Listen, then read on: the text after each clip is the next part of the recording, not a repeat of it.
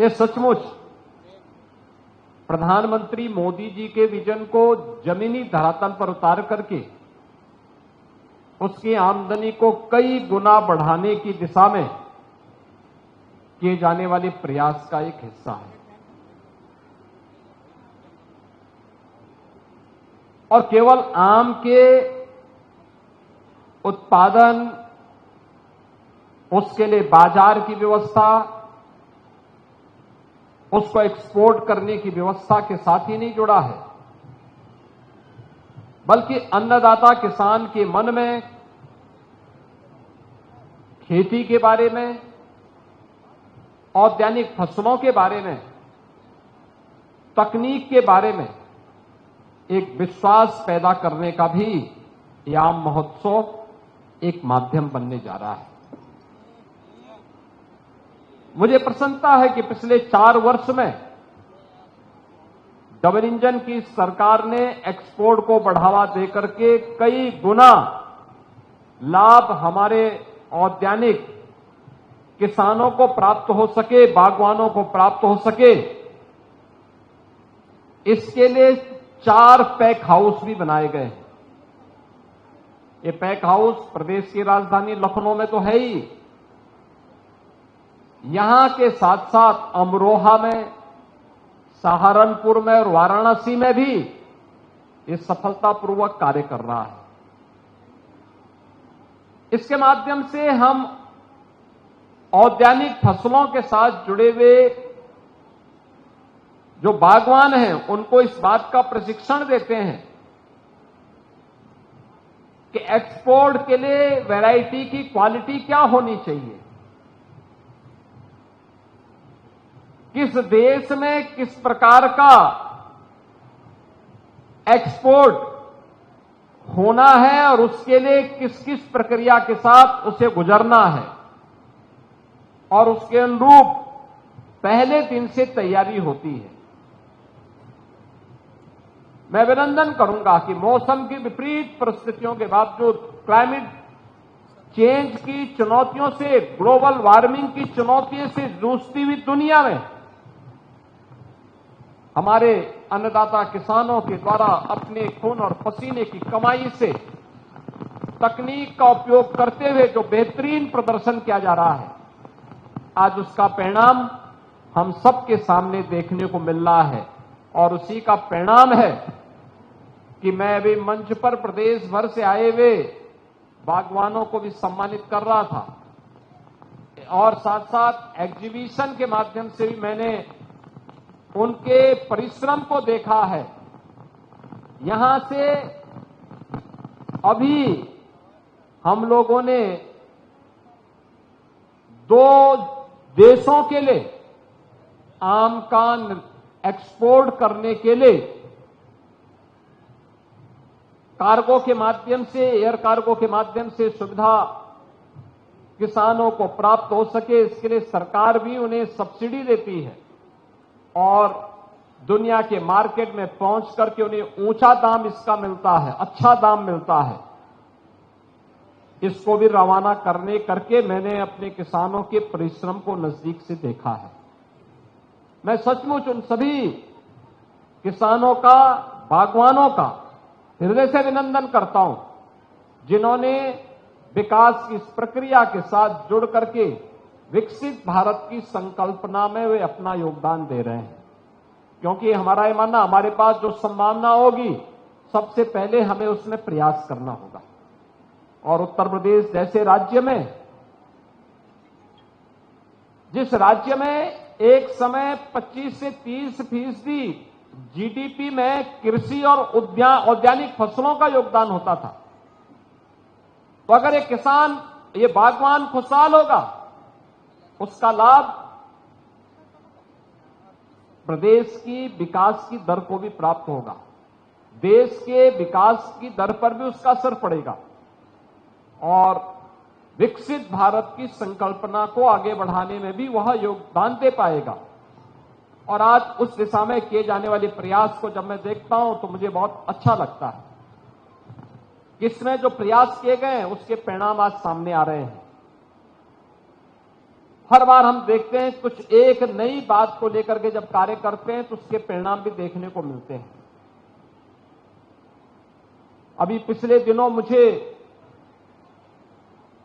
जो भारत सरकार ने विकसित कृषि संकल्प अभियान के कार्यक्रम के दौरान राज्य के अलग अलग जनपदों में जाने का अवसर प्राप्त हुआ था। मैं देखता था इस बात, ये हमारी चिंता का विषय होता था कि पश्चिमी उत्तर प्रदेश आधुनिक तकनीक का उपयोग करते हुए कृषि को आधुनिक तरीके से संपन्न करने में अपना योगदान दे रहा है, उससे मुनाफा कमा रहा है। लेकिन मध्य यूपी और पूर्वी उत्तर प्रदेश और बुंदेलखंड में वो सुविधा नहीं थी। बुंदेलखंड की अपनी परिस्थिति थी, उनके पास जल की कमी थी। लेकिन आज अर्जुन सहायक परियोजना जैसी परियोजनाओं के पूरा होने के कारण आज जल की समस्या की बहुत बड़ी समस्या का वहां समाधान हुआ है। बाण सागर परियोजना के माध्यम से बिंद क्षेत्र में जल की समस्या का समाधान हुआ है। सरयू नहर परियोजना के माध्यम से हम लोगों ने पूर्वी उत्तर प्रदेश की किसानों की समस्या का समाधान किया है। और जब हम लोग इन क्षेत्रों में कार्य कर रहे हैं तो मुझे देख के प्रसन्नता हुई कि जिस क्षेत्र में कभी एक फसल होती थी वहां पे दो फसल, जहां दो फसल अन्नदाता किसान लेता था, आज वहां पर तीन तीन फसल ले रहा है। अभी मुझे कुछ जनपदों का दौरा करने का अवसर प्राप्त हुआ था। मैं लखनऊ से चला था, कृषि मंत्री मेरे साथ में थे। हम लोग हरदोई गए, हम लोगों ने कानपुर का दौरा किया, हम लोगों ने हरदोई के साथ साथ अन्य तमाम जनपदों का दौरा करते हुए किसानों के साथ हम लोगों ने औरैया में संवाद किया। और मुझे अच्छा लगा कि आलू के बाद मक्का की खेती और मक्का के बाद धान की खेती, तीन तीन फसल किसान ले रहा है। अकेले मक्का की खेती में 1 एकड़ में 1 लाख रुपए का नेट प्रॉफिट कमा रहा है हमारा अन्नदाता किसान। यानी ये चीजें दिखाती, 1 एकड़ में 1 लाख रुपए का नेट प्रॉफिट कमा रहा है हमारा अन्नदाता किसान। यानी ये चीजें दिखाती हैं कि उसने अब आधुनिक तरीके से खेती करना प्रारंभ किया, उसका परिणाम हमारे सामने आता हुआ दिखाई दे रहा है। ऐसे ही गन्ने में नई तकनीक उसके सामने आई है, बीज आया है। अभी हम लोगों ने इसके लिए कुछ सेंटर ऑफ एक्सीलेंस स्थापित किए हैं, कृषि विज्ञान केंद्र नए तरीके से कार्य कर रहे हैं।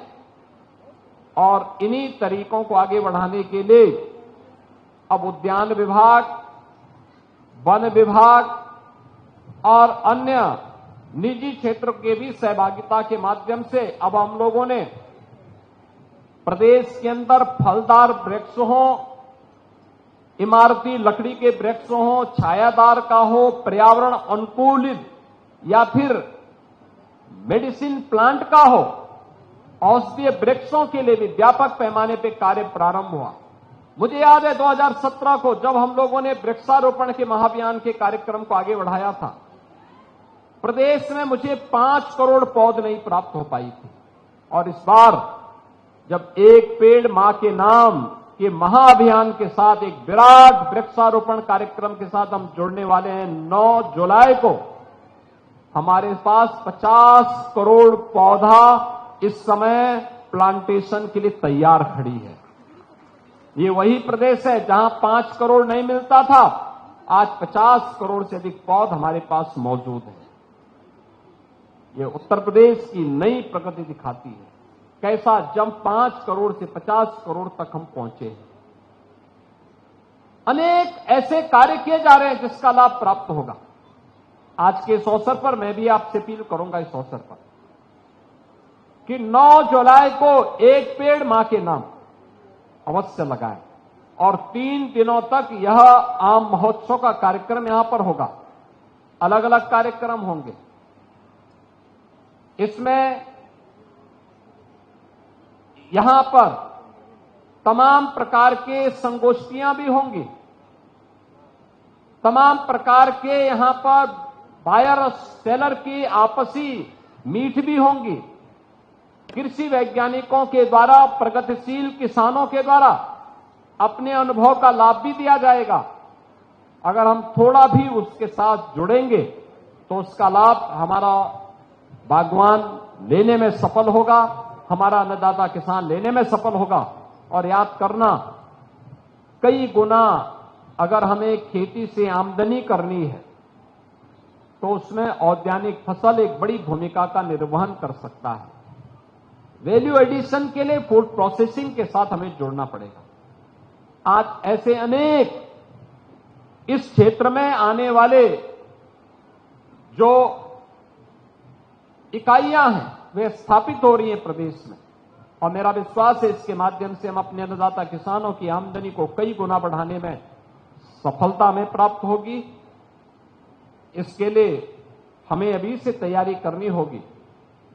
कौन सी फसल हो सकती है जो बागवान के साथ साथ आम की फसल के साथ साथ हम उसके साथ उस खेती को भी आगे बढ़ा सकते हैं। कौन सी ऐसी फसल हो सकती है, इसको लेकर के हमें अभी से कार्य करना होगा, अभी से तैयारी करनी होगी। अतिरिक्त आमदनी कमाने का एक माध्यम हो सकता है, अदरक की खेती हो सकती है, हल्दी की खेती हो सकती है, और भी अन्य तरीके हम इसके माध्यम से अपना सकते हैं। मुझे पूरा विश्वास है कि हमारा अन्नदाता किसान और बागवान इसके लिए अपने आप को तैयार करेगा। मैं एक बार फिर से आम महोत्सव के अवसर पर उद्यान विभाग को, खासतौर पर विभाग के मंत्री श्री दिनेश प्रताप सिंह जी को, जो इसमें रुचि लेते हैं, और मैं देख के बहुत था कि सबसे पहले उन्होंने रायबरेली के बागवान को सम्मानित करवाया। पता नहीं रायबरेली में बाग हैं कि नहीं है,